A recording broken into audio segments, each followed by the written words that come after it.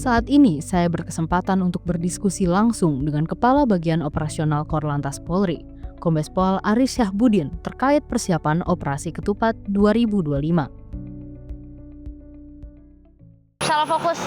Maaf.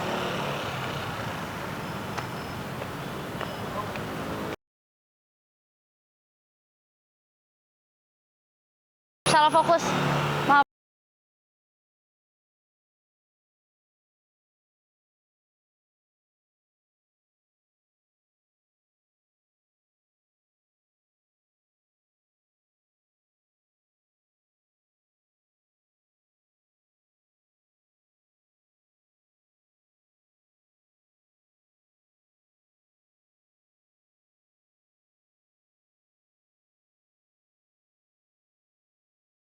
Ya, tanggal 23 Maret kemarin di 8 Polda prioritas. Nanti untuk Polda lainnya itu dimulai di tanggal 26. Ya, 26 Maret sampai dengan berakhirnya sama-sama nanti di tanggal 8 April 2025.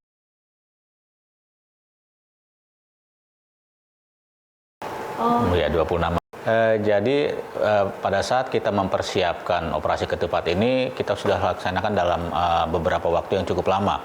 Sejak selesai kita melaksanakan operasi Nataru di awal tahun kemarin dalam rangka pengamanan Natal dan Tahun Baru, kita langsung melaksanakan evaluasi beserta stakeholder terkait berkaitan dengan apa saja kendala-kendala pada pelaksanaan pengamanan Nataru kemarin.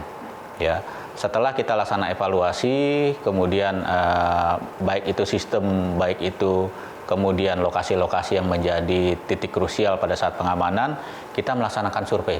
Itu bersamaan dengan seluruh stakeholder, baik dari Kementerian Perhubungan, dengan Kementerian PU, dengan Bina Marga, pengelola tol, dan juga dari pihak Jasara Harja. Ini tujuannya untuk memperbaiki apa yang menjadi kekurangan pada saat operasi Nataru kemarin dan mempersiapkan secara lebih dini untuk seluruh aspek pada operasi ketupat yang kita laksanakan sekarang ini.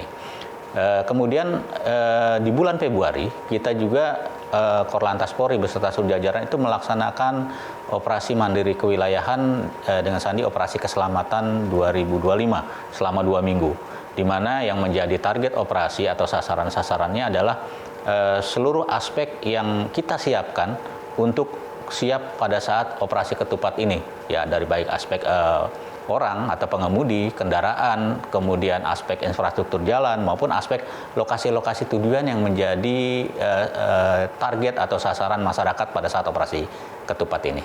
Demikian, Mbak.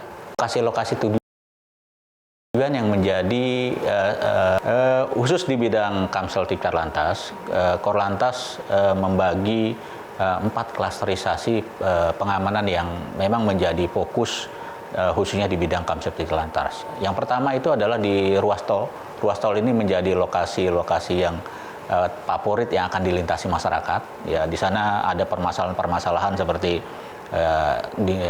meningkatnya pengguna jalan, kemudian ada hambatan samping, ada bottleneck, kemudian ada rest area yang tidak mencukupi biasanya karena tingkat pengunjungnya yang cukup banyak, kemudian juga ada pertemuan-pertemuan arus gitu ya. Kemudian selain ruas tol, yang jadi atensi kita adalah yang kedua adalah jalur arteri. Ya, di mana arteri ini menjadi favorit khususnya kendaraan roda 2. Ya, beberapa lokasi yang menjadi pantauan kami antara lain Pantura Jawa, kemudian juga ada jalur dari Pejagan sampai dengan Bumi Ayu, ada juga jalur di Jawa Timur seperti Mengkreng dan lain-lain. Yang ketiga itu adalah pelabuhan penyeberangan. Ini menjadi salah satu titik krusial yang menjadi pantauan kita, ya, karena menjadi salah satu mata rantai yang menjadi atensi dari sistem transportasi yang ada. Ya, beberapa lokasi penyeberangan menjadi perhatian kita antara lain pelabuhan Merak Bakahuni gitu ya, kemudian ada pelabuhan Ketapang Gili Manuk, ada pelabuhan penyeberang laut untuk di Pelabuhan Perak yang cukup besar untuk animo masyarakat ya, khususnya yang akan mudik ke wilayah-wilayah timur.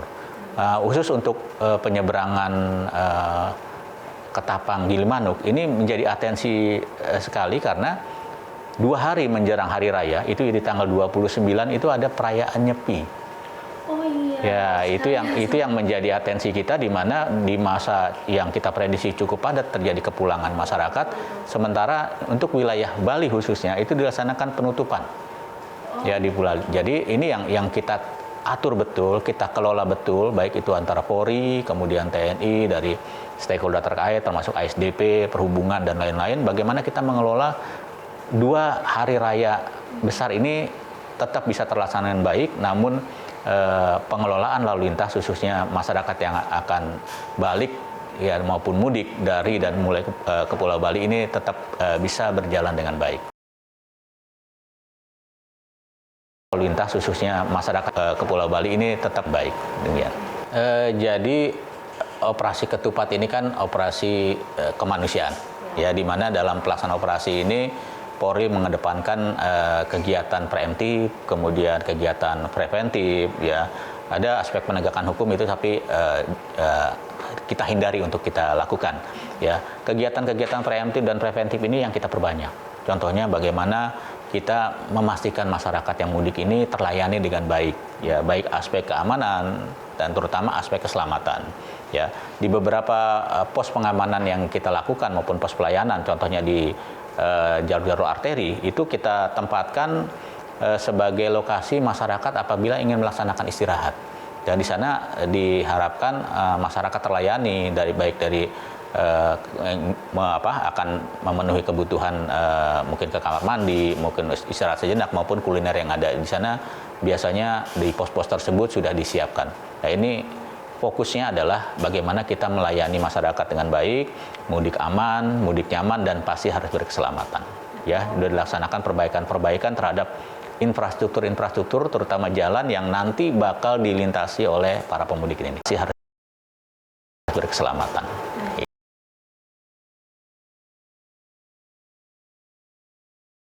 Dilintasi oleh para.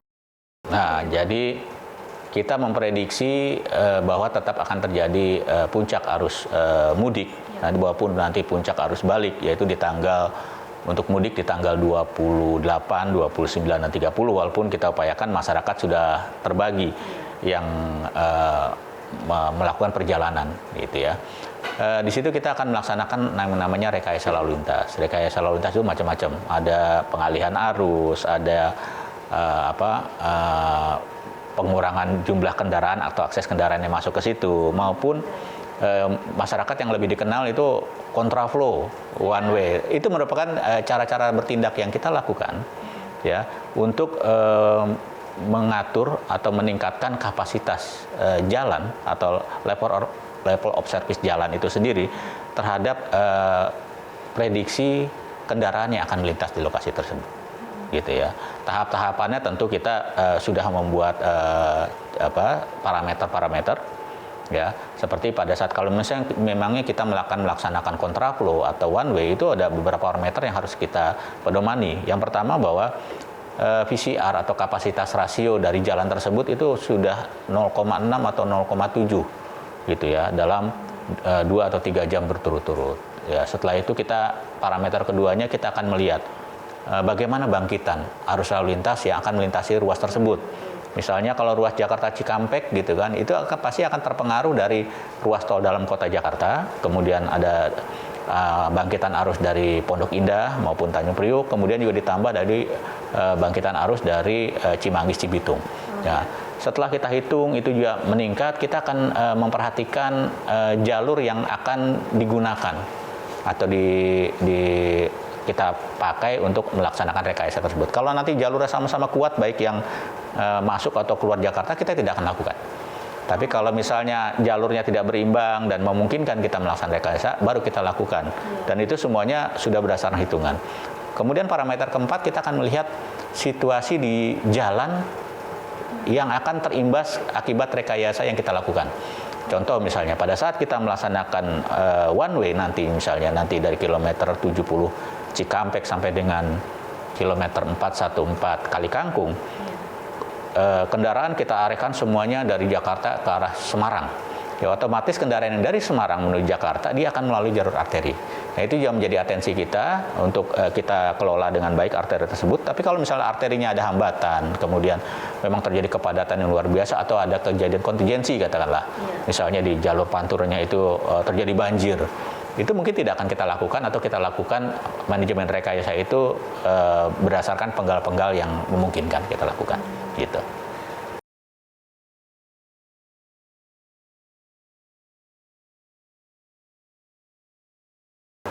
Gitu. Yang pasti di operasi ketupat ini kita memastikan mereka aman dulu, kemudian nyaman dan selamat, gitu ya. Selain kita menyiapkan pos-pos pengamanan yang tadi saya sampaikan di sebelumnya, ya, kita juga sudah berkoordinasi dengan stakeholder yang lain, salah satunya contohnya pengelola tol, di mana permasalahan yang biasanya terjadi tiap tahun pada saat lonjakan balik dan mudik ini adalah di rest area. Rest area pada saat terjadi lonjakan memang tidak akan mencukupi ya, untuk menampung masyarakat yang ingin menggunakan fasilitas rest area tersebut, walaupun fasilitasnya sudah ditambah, ya. Di situ kita yang jelas akan menyiapkan tim urai yang kemudian untuk memberikan informasi kepada masyarakat untuk keluar sejenak ke tol terdekat, gitu ya. Tidak harus memaksakan itu di jalur tol, dan kita sudah memastikan dengan seluruh stakeholder terkait untuk menyiapkan lokasi-lokasi yang bisa digunakan masyarakat untuk beristirahat sejenak di luar-luar pintu tol. Dan ini yang mungkin masyarakat juga perlu tahu, bahwa kalau kita katakanlah dari Jakarta menuju Semarang, katakanlah kita bayar tarif tol itu 500.000. Jadi kalau kita dari Jakarta keluar dulu Cirebon, ya di Cirebon bayar, kemudian masuk lagi itu ngetep lagi, kemudian baru keluar di Semarang, itu totalnya habisnya sama. Iya. Jadi nggak kemudian kita karena keluar berapa kali tol kemudian jadi lebih mahal, nggak. Jadi semuanya sama saja. Dan itu merupakan suatu langkah yang kita ambil bersama, bahwa masyarakat bisa kok keluar dulu ke tol terdekat, ke kota terdekat, misalnya kuliner dulu atau istirahat dulu, kemudian masuk tol lagi baru menuju lokasi. Jadi kita memastikan betul seluruh pemerintah, ya termasuk Polri, itu menyiapkan betul pelayanan maupun kenyamanan masyarakat selama masa mudik Lebaran ini. Baik Pak, terima kasih sudah cukup menjawab terkait operasi ketupat 2025. Terima kasih. Iya.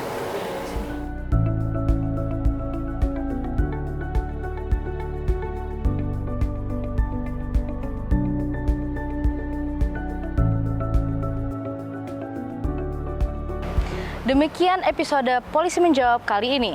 Polisi Menjawab hadir untuk menjawab keingintahuan publik terkait informasi terkini, membuka kebenaran dan akurasi sebuah informasi. Saya Dia Ayu Fadila, sampai jumpa, salam presisi.